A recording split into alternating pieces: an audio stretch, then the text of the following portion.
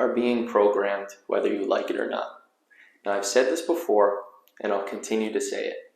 Your brain is always being programmed by the things around you.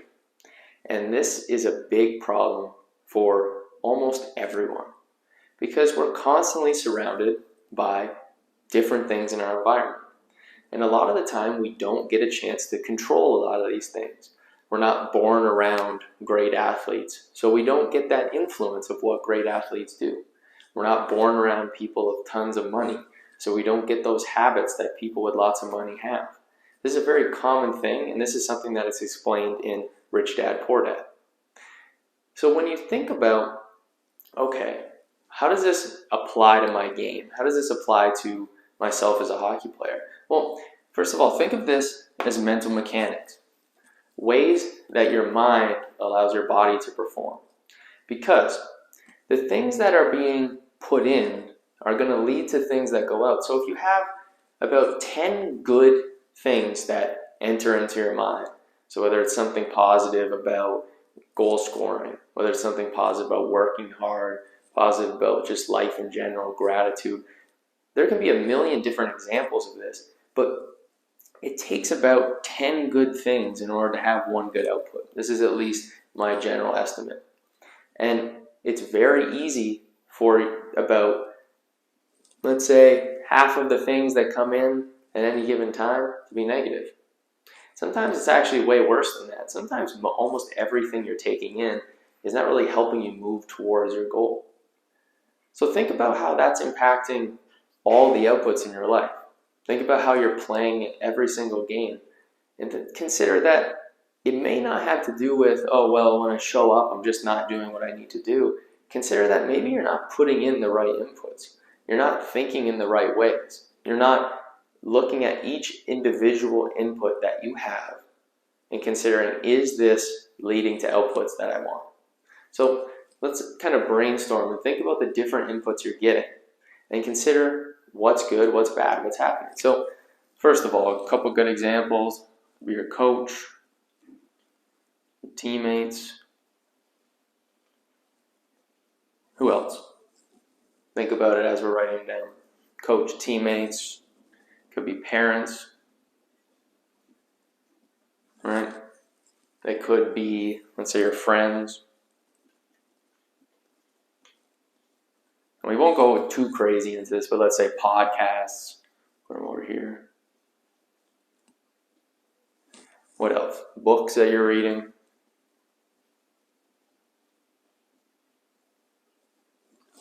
Maybe YouTube. We'll just say YouTube. And maybe, let's say, social media in general. So think about how crazy it is that we have all of these inputs, but it's really hard to control a lot of these.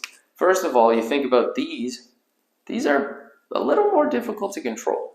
For example, with your parents, like you can't pick your parents. You can pick your friends, but it's difficult to say like, all right, well, you're done. You're not my friend. You are. I'm going to spend time with you, spend not. But this is something to consider. Think about that. What kind of inputs are you getting from your friends? Good, bad, negative, in between. Just consider how that's influencing you. And then think about, in terms of your teammates, what are your teammates saying? If the team you're on, you're getting tons of negative feedback, everyone's not really thinking the game in a positive way, it's not going to lead to positive outcomes over time for you.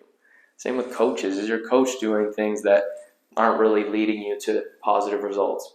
And then really consider these, right? Because these are things that are a lot harder to control. Now, the way to combat this, and this is really what we focus on with Identity 2.0 and with mental mechanics, is, okay, what are the things we can control?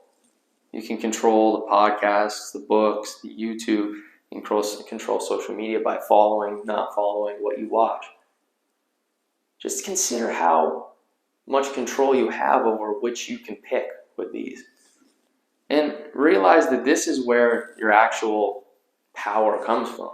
This is where you're going to be able to decide, this is what I'm putting in.